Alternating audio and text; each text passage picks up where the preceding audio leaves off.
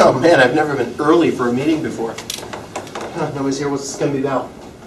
Oh man! Oh, yes!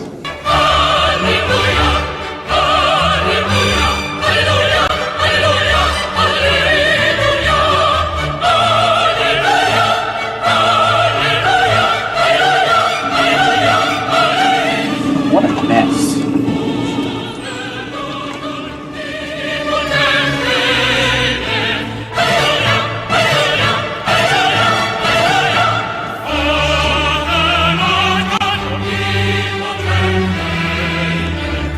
Evan, I can't believe you wrote such a great story. Hey guys, why is Joe's desk so clean? Don't you remember we fired that idiot? Oh, right.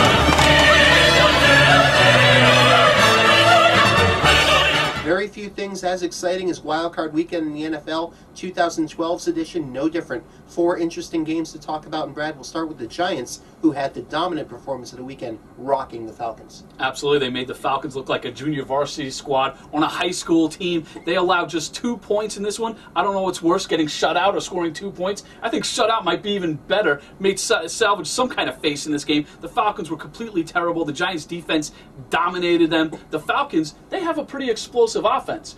So you're saying, oh, the Giants' defense might be really good. No, they're not. They're the worst in the league. They let up 25 points per game, worst in the playoffs. So what happened? The Giants' defensive ends, the Giants' defensive tackles, the linebackers, they controlled this game. They stopped 2 4th-and-1 plays, sneaks by Matt Ryan.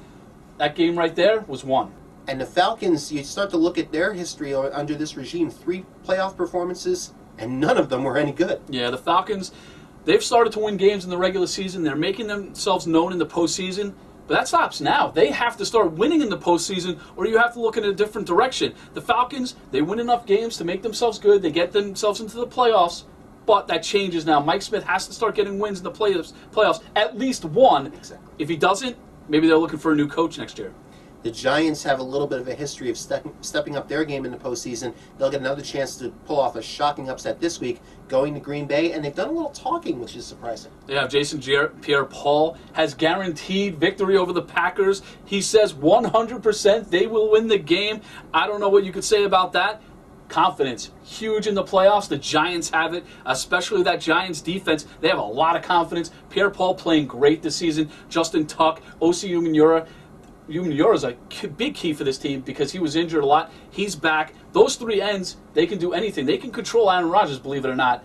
Can they win the game? I don't know. They had their chance at home. In the regular season, they lost that game. But that was a good performance and something they can build off of. They certainly weren't embarrassed in that game. Absolutely not. They tied the game at 35 in the final minute. The last drive, however, Aaron Rodgers took the Green Bay Packers right downfield, kicked a field goal like it was nothing. So the Giants, they played well in that game. I thought they were going to actually win that game. It was going to be a whole different story at Lambeau Field.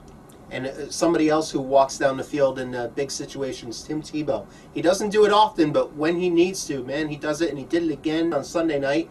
Just a great overtime performance against the Steelers. I don't think anyone gave the Broncos a chance outside of Denver in this game. I surely didn't. I thought the Steelers would win this game 24-0. Tim Tebow proved us wrong all over again. He keeps on doing. He threw for 316 yards on 10 completions. Unbelievable. Little side note for Tebow, threw for 316 yards, averaged 31.6 per completion. Tebow 316. Says I just whooped your butt, right? I guess so.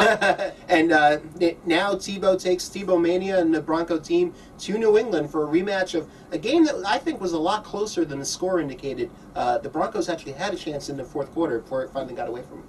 Yeah, the Patriots, they're going to pose problems for Tebow like everyone does. But if Tebow could do what he did against the number 1 defense in the NFL, what is he going to do against one of the worst defenses? It's going to be an interesting tale. Can Bill Belichick get that defense in line to stop Tebow, stop the running game? All talked about the passing game for Tebow. It's going to be a lot of run next week. We'll see what happens. Interesting subplot. Josh McDaniels, the former coach of the Broncos, he drafted Tim Tebow. He is now an offensive assistant with the Patriots. That is a very interesting thing that's going to happen come the playoffs. And he's not even waiting till the offseason gets started. He's going to be right into meetings this week. We'll see if maybe he can give a little couple espionage trade secrets. It absolutely can't hurt. It's going to be an interesting game. Again, not many people are giving the Broncos any chance in this game. Same thing happened with the Steelers. They could do it.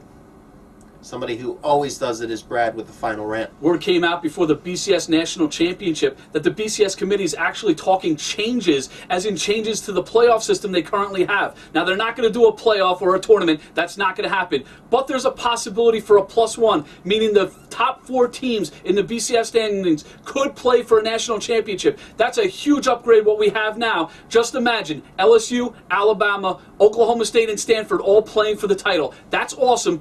It's a step in the right direction. It's not a tournament, but it's the way to go right now. That's a final take, and that's a final rant here on Sports Page Online.